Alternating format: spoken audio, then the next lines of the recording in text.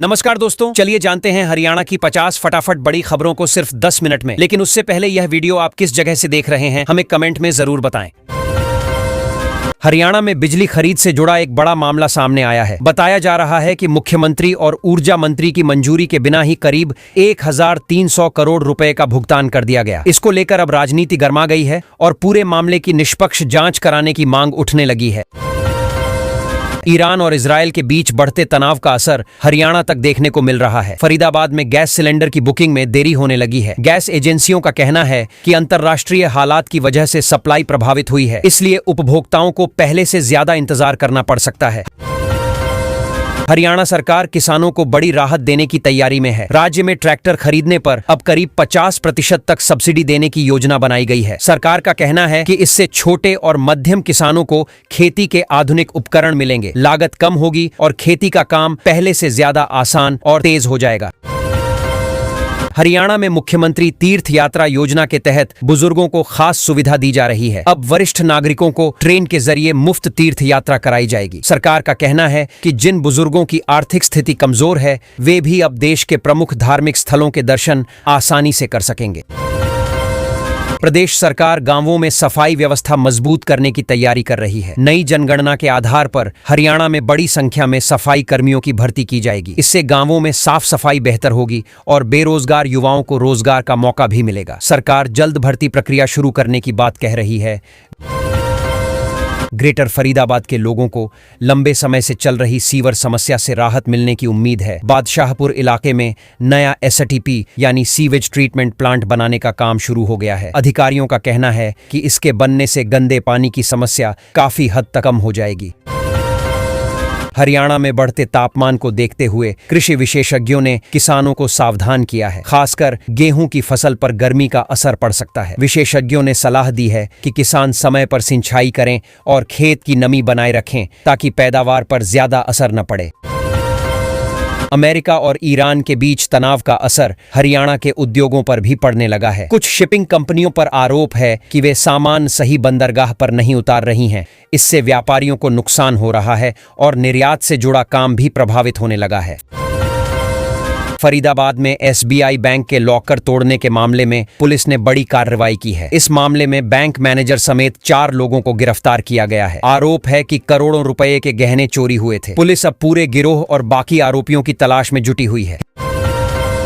हिसार में जल्द ही विश्व स्तर की बैटरी और इंजन ऑयल बनाने की तैयारी शुरू हो गई है। बताया जा रहा है कि ऐसी डेल्को की वापसी हो रही है और इसके लिए जनरल मोटर्स तथा एश्योरेंस इंटरनेशनल के बीच समझौता हुआ है। इससे इलाके में उद्योग और रोजगार दोनों बढ़ने की उम्मीद है। आईडीएफसी फर्स्ट बैंक से जुड़े एक बड़े फ्रॉड मामले में बैंक ने करीब 645 करोड़ रुपए की रकम वापस कर दी है। यह भुगतान दावों की जांच के बाद किया गया। अधिकारियों का कहना है कि इस कदम से ग्राहकों का भरोसा बनाए रखने की कोशिश की गई है।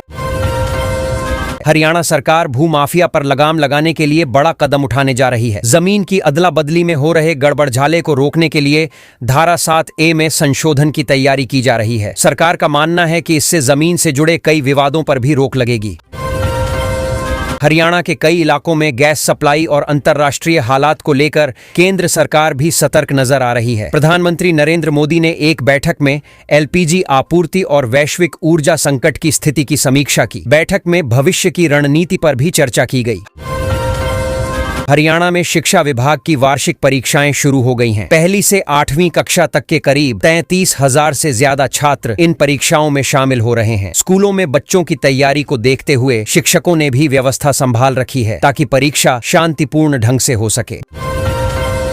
गुरुग्राम के कई स्कूलों को बम से उड़ाने की धमकी मिलने के बाद हड़कंप मच गया। सूचना मिलते ही पुलिस और डॉग स्क्वाड की टीम मौके पर पहुंच गई और पूरे इलाके की जांच शुरू कर दी। फिलहाल बच्चों और स्टाफ की सुरक्षा को ध्यान में रखते हुए प्रशासन पूरी सतर्कता बरत रहा है। गुरुग्राम में यातायात की समस्या को कम करने के लिए बड़ा प्रोजेक्ट तैयार किया गया है। करीब 755 करोड़ रुपए की लागत से सिग्नल फ्री एलिवेटेड कॉरिडोर बनाया जाएगा। अधिकारियों का कहना है कि इसके बनने से शहर में जाम की समस्या काफी कम हो जाएगी। गुरुग्राम की एक सोसाइटी में बड़ा हादसा हो गया जब निर्माण स्थल पर अचानक मिट्टी धंस गई। इस दुर्घटना में 7 मजदूरों की मौत हो गई जबकि कुछ अन्य लोगों के फंसे होने की आशंका जताई जा रही है। बचाव दल लगातार राहत और बचाव कार्य में जुटा हुआ है। फतेहाबाद के अस्पताल में जल्द ही ऑटोमेटिक एक्स-रे मशीन लगाने की तैयारी है। इसके लगने से मरीजों को लंबा इंतजार नहीं करना पड़ेगा। डॉक्टरों का कहना है कि नई मशीन से कुछ ही मिनटों में रिपोर्ट मिल जाएगी, जिससे इलाज भी जल्दी शुरू किया जा सकेगा। कैंसर के मरीजों के लिए भी एक राहत भरी खबर सामने आई है। अब एक जिले के अस्पताल में ही कीमोथेरेपी की सुविधा शुरू की जा रही है। इससे मरीजों को इलाज के लिए बड़े शहरों के चक्कर नहीं लगाने पड़ेंगे और स्थानीय स्तर पर ही बेहतर इलाज मिल सकेगा। हरियाणा में चाइल्ड केयर लीव को लेकर नया नियम सामने आया है। अब इस छुट्टी को लेने के लिए कर्मचारियों को डीसी ऑफिस से भी मंजूरी लेनी होगी। इस फैसले के बाद कई कर्मचारी संगठनों ने नाराजगी जताई है और सरकार से नियम में बदलाव की मांग की है। फरीदाबाद में एक रजिस्ट्री क्लर्क को रिश्वत लेते हुए रंगे हाथ पकड़ लिया गया। एसीबी की टीम ने जाल बिछाकर उसे गिरफ्तार किया। बताया जा रहा है कि उसने थोड़े से पैसों के लालच में अपना ईमान बेच दिया और काम कराने के बदले पैसे मांग रहा था।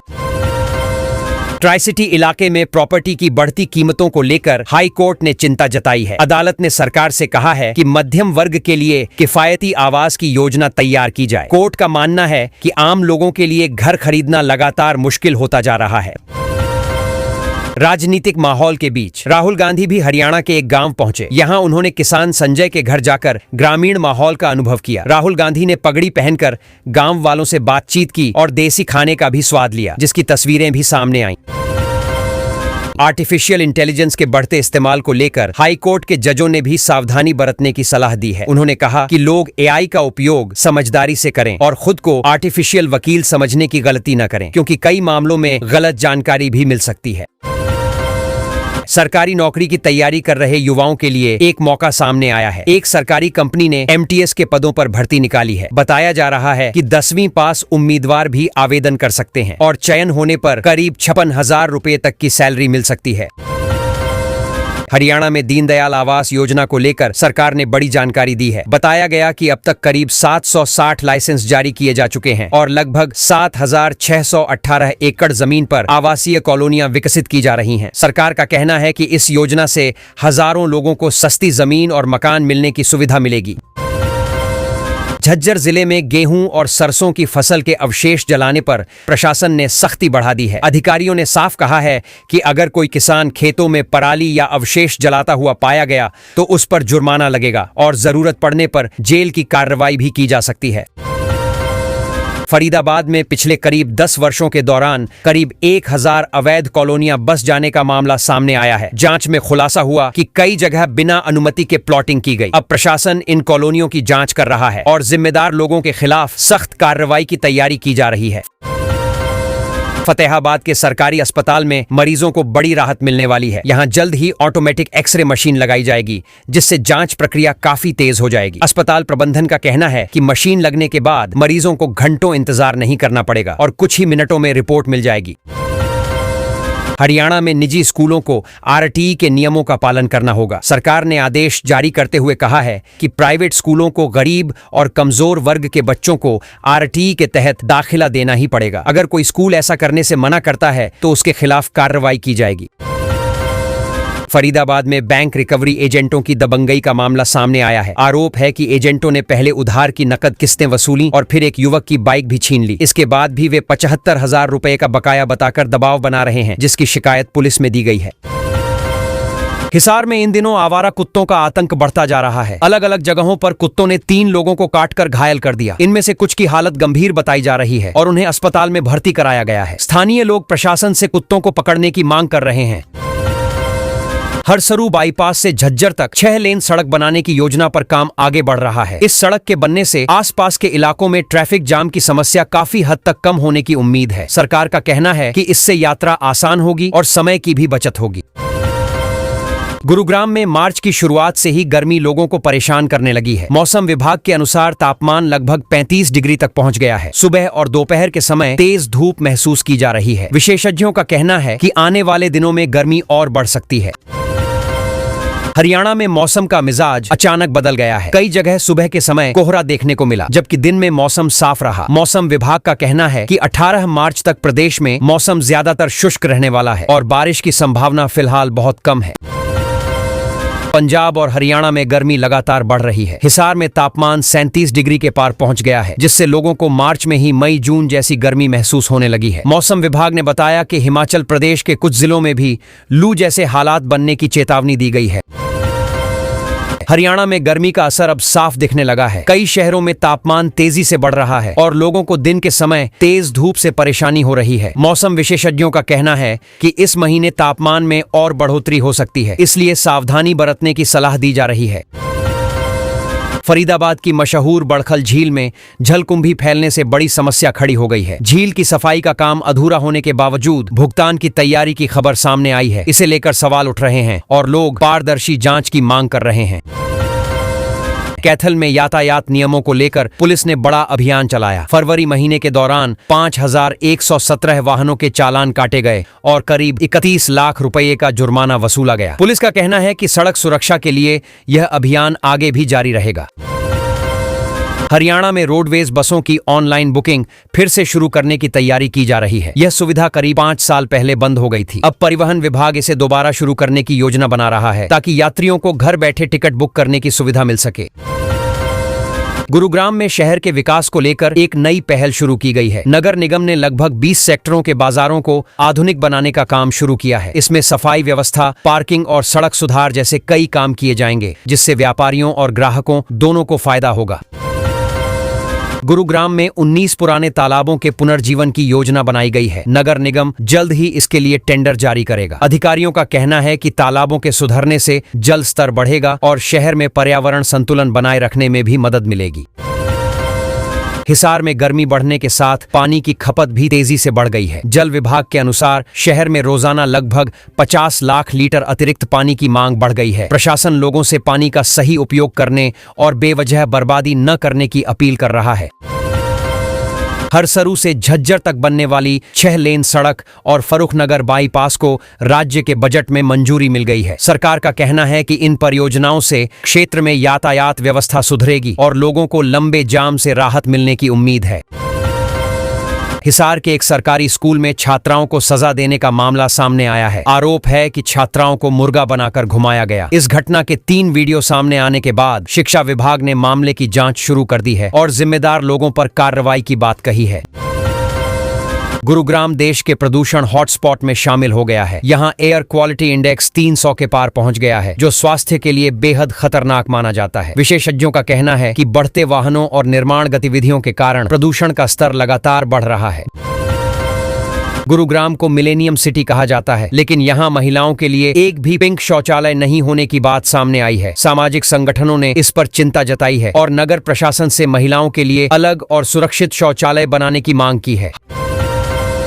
हाई कोर्ट ने एक अमानवीय मामले में अग्रिम जमानत देने से इनकार कर दिया है। आरोप है कि एक युवक के सिर के बाल मुंडवाकर उसके शरीर पर "मैं चोर हूं" लिख दिया गया था। इस घटना के बाद युवक की मौत हो गई थी और अदालत ने मामले को गंभीर माना है। हिसार के अनिल जांगड़ा को उत्कृष्ट सेवाओं के लिए विशेष सम्मान दिया गया है। उनके काम की सराहना करते हुए अधिकारियों ने कहा कि उन्होंने अपने क्षेत्र में बेहतरीन योगदान दिया है। इस उपलब्धि से उनके परिवार और इलाके के लोगों में खुशी का माहौल है। आगरा में लूट की एक घटना सामने आई है, जिसमें बदमाशों ने पहले पीड़ित की आंखों में मिर्ची पाउडर डाला और फिर 8 लाख रुपए से भरा बैग छीनकर फरार हो गए। पुलिस मामले की जांच कर रही है और आसपास लगे सीसीटीवी कैमरों की मदद से आरोपियों की तलाश जारी है। खाटू श्याम मंदिर में 37वां वार्षिक उत्सव बड़े उत्साह के साथ मनाया जा रहा है। इस मौके पर बड़ी संख्या में श्रद्धालु मंदिर पहुंचे और पूजा अर्चना की आयोजन समिति के अनुसार कार्यक्रम के दौरान भजन कीर्तन और कई धार्मिक गतिविधियां आयोजित की जा रही हैं। हरियाणा की बेटी इशिता सांगवान जल्द ही इतिहास रचने वाली है। 3 महीने बाद वह देश के लड़ाकू विमान उड़ाने वाली महिला पायलटों में शामिल होंगी। उनकी इस उपलब्धि से प्रदेश में गर्व का माहौल है और युवाओं के लिए यह बड़ी प्रेरणा मानी जा रही है। गुरुग्राम में 2 युवक थार गाड़ी में तलवारें लहराते हुए घूमते नजर आए। इसका वीडियो सामने आने के बाद पुलिस ने तुरंत कार्रवाई की और ड्राइवर समेत दोनों युवकों को गिरफ्तार कर लिया। पुलिस ने उनके पास से हथियार भी बरामद किए हैं। हरियाणा की क्रिकेटर अदिति श्योराण ने अंतर्राष्ट्रीय स्तर पर शानदार प्रदर्शन करके प्रदेश का नाम रोशन किया है। उनकी उपलब्धि पर सरकार ने उन्हें सम्मानित करने का फैसला लिया है। महिला दिवस के मौके पर उन्हें विशेष सम्मान दिया जाएगा। सिरसा के डबवाली इलाके में बेसहारा गोवंश की समस्या गंभीर होती जा रही है। एक बुजुर्ग महिला मंदिर जा रही थी, तभी एक सांड ने उन्हें टक्कर मारकर गिरा दिया। उन्हें गंभीर हालत में अस्पताल में भर्ती कराया गया है। सिरसा रेलवे स्टेशन पर जल्द ही यात्रियों को नई सुविधा मिलने वाली है। यहां फुट ओवर ब्रिज बनाया जा रहा है ताकि लोगों को प्लेटफॉर्म बदलने में आसानी हो। हालांकि इलेक्ट्रिक सीढ़ियों के निर्माण में अभी कुछ समय लग सकता है। फतेहाबाद में एक दर्दनाक घटना सामने आई है, जहां एक व्यक्ति ने नशे के कारण गुस्से में आकर अपनी पत्नी पर कुल्हाड़ी से हमला कर दिया। बताया जा रहा है कि पैसों को लेकर दोनों के बीच विवाद हुआ था। इस घटना से पूरे इलाके में सनसनी फैल गई। गुरुग्राम में बस अड्डे का नया प्रोजेक्ट पिछले 11 साल से फाइलों में अटका हुआ है। फिलहाल बस स्टैंड टीन शेड में ही चल रहा है, जिससे यात्रियों को काफी परेशानी होती है। लोग लंबे समय से इस प्रोजेक्ट को जल्द पूरा करने की मांग कर रहे हैं। सरकारी नौकरियों की तैयारी कर रहे युवाओं के लिए अहम खबर है। इस हफ्ते के बाद 7 अलग अलग भर्तियों के लिए आवेदन करने का मौका खत्म हो जाएगा। इसलिए उम्मीदवारों को सलाह दी जा रही है कि वे अंतिम तिथि से पहले अपने फॉर्म जरूर भर लें। रसोई गैस की कीमतों में बढ़ोतरी को लेकर राजनीतिक बयानबाजी भी शुरू हो गई है। कांग्रेस नेता रणदीप सुरजेवाला ने कहा है कि गैस की कीमतें बढ़ाकर सरकार ने आम जनता पर अतिरिक्त बोझ डाल दिया है। उन्होंने कीमतें कम करने की मांग की है। हरियाणा में महिलाओं को आत्मनिर्भर बनाने के लिए मातृशक्ति उद्यमिता योजना चलाई जा रही है। इस योजना के तहत महिलाओं को अपना व्यवसाय शुरू करने के लिए 5 लाख रुपए तक का लोन दिया जाएगा। सरकार का कहना है कि इससे महिलाओं को आर्थिक मजबूती मिलेगी।